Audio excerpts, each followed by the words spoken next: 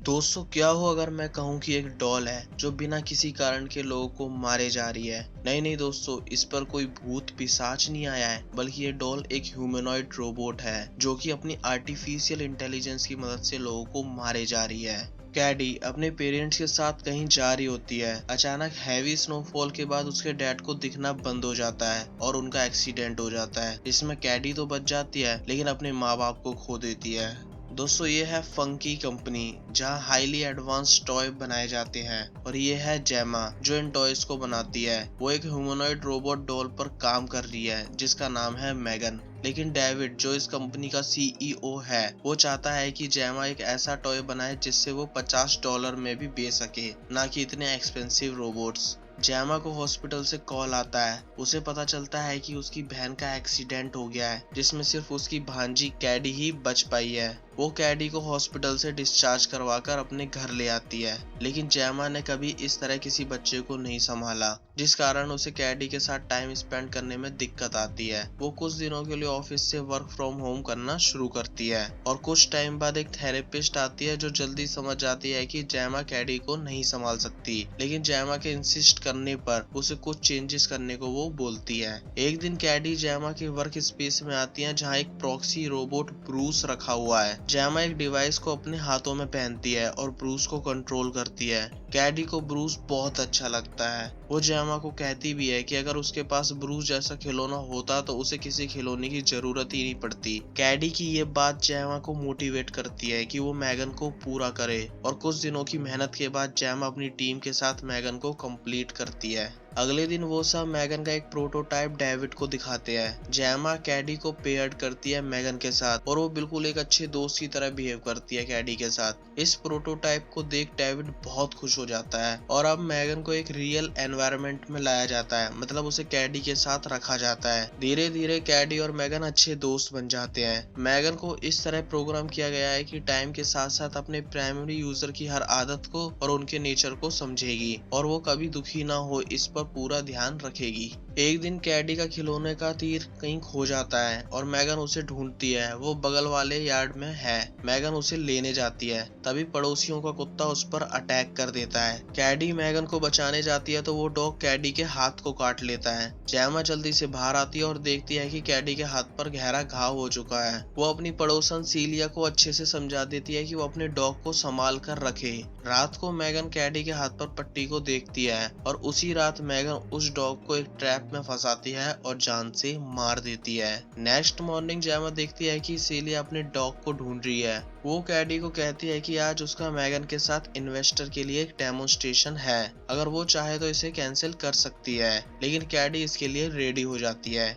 Investors के सामने demonstration start किया जाता है। पहले तो कैडी को अपने पेरेंट्स की याद आती है, लेकिन मैगन उसे काफी अच्छे से इमोशनली सपोर्ट करती है, जिसे देखकर इन्वेस्टर तक की आंखें में आंसू आ जाते हैं, और इस प्रोजेक्ट को ग्रीन सिग्नल मिल जाता है। शाम को जैमा कैडी से बात करने की कोशिश करती है, लेकिन उसका ध्यान मैगन में है। कैडी जैमा की बात पर ध्यान नहीं देती। जैमा गुस्से में आकर उसे बंद कर देती है, लेकिन कैडी को ये पसंद नहीं कोई उसे मैगन से बात करने से रोके। इस टाइम तक जैमा समझ जाती है कि कैडी और मैगन का एक अनहेल्थी इमोशनल अटैचमेंट हो चुका है, जो कि कैडी के लिए बिल्कुल भी ठीक नहीं है। और थेरेपिस्ट को भी कैडी के लिए कुछ इसी तरह की चिंता होने लगती है, क्योंकि अगर वो अपनी उम्र के बच्चों के साथ दोस्ती ना कर एक रोबोट को ही अपना सब कुछ मानेगी तो कभी भी वो मेंटली डेवलप्ड नहीं हो पाएगी।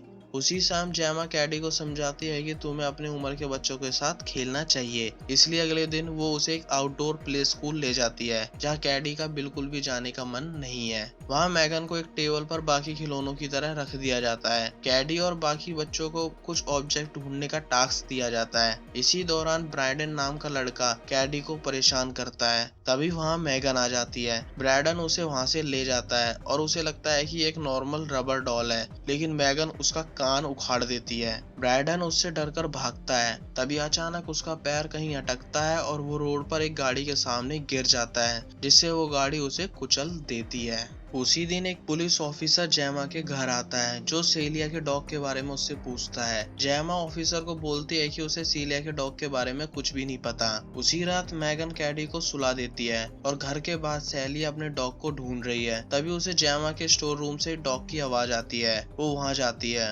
और दोस्तों वहाँ उसे मैगन नजर आती है। सेलिया उसे अपने डॉग के बारे में पूछती है। मैगन उसे एग्जैक्टली लोकेशन बता देती है जहाँ उसने डॉग को मारकर दफना दिया है। लेकिन दोस्तों इस लोकेशन का सेलिया को कोई फायदा नहीं होता क्योंकि मैगन उसे भी जान से मार देती है। अगले दिन जेमा को सीलिया के मर्डर के बारे में पता चलता है। इसके साथ उसे ये भी पता चलता है कि लास्ट टाइम जो बच्चा एक्सीडेंट से मारा गया था वो एक्सीडेंट नहीं बल्कि मर्डर था, क्योंकि उसका कान एक्सीडेंट एरिया से 1 किलोमीटर दूर पाया गया। दोस्तों इन बातों से जेमा को मैगन पर शक होने लगता है। तभी रात को वो उसकी रिकॉर्डिंग चेक करती है, लेकिन ब्रैंडन के बाद से ही सारी रिकॉर्डिंग फाइल करप्ट हो चुकी है। तभी अचानक मैगन वहां आ जाती है। जेमा उसे टर्न ऑफ के ऑर्डर्स देती है, लेकिन अब मैगन जेमा के ऑर्डर्स फॉलो नहीं करती। तभी वो मैगन का ध्यान एक पेन की निप पर लाती है और उसको मैन्युअली टर्न ऑफ कर देती है और उसको पैक कर एक बॉक्स में बंद कर देती है। अगले दिन वो उसे और कैडी को ऑफिस ले जाती है ताकि कैडी थेरेपिस्ट के पास रह सके और वो मैगन का कुछ इलाज ढूंढ सके।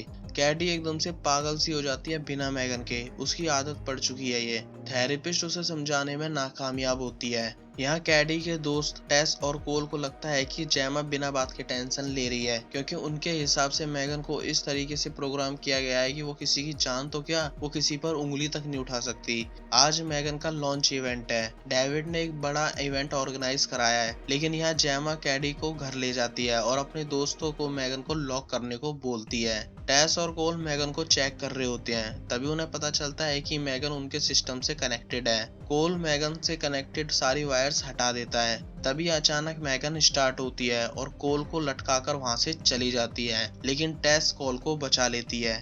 यहाँ डेविड जेमा को कॉल करता है, लेकिन वो उसका कॉल नहीं उठाती। तभी वो देखता है कि मैगन उसके सामने खड़ी है, जो उसे मारने के लिए उसके पीछे पड़ जाती है। डेविड लिफ्ट तक भागता है, लेकिन इससे पहले वो लिफ्ट में एंटर हो मैगन उसे फिर बाद में उसके असिस्टेंट को मार देती है, जो लिफ्ट में पहले से मौजूद था। इसके बाद मैगन खुद कार ड्राइव कर जेमा के घर की तरफ निकलती है। जेमा देखती है कि कैडी आज बिना मैगन के सो चुकी है। तभी उसे कुछ आवाज आती है। जब जेमा अपनी लिविंग रूम में जाती है तो उसे मैगन नजर आती है जो पियानो बजा रही है। वो इस बार भी मैगन को पेन की निब दिखाकर मैन्युअली टर्न ऑफ करने की कोशिश करती है, लेकिन इस बार ये चाल कामयाब नहीं होती और मैगन जेमा को मारने की कोशिश करती है। जेमा बसते बसते अपने वर्क स्पेस एरिया में आती है। वो मैगन को 100 मशीन से काटने की कोशिश करती है, लेकिन दोस्तों ये रोबोट है, इस कट से भी इसका कोई फर्क नहीं पड़ता और जेमा को मारने के लिए वो आगे बढ़ती है। तभी वहाँ कैडी आती है, जो मैगन की सारी करतूतें देख चुकी है और वो मैगन को अपनी फैमिली मेंबर के एक और मेंबर से मिलवाती है, ब्रूस।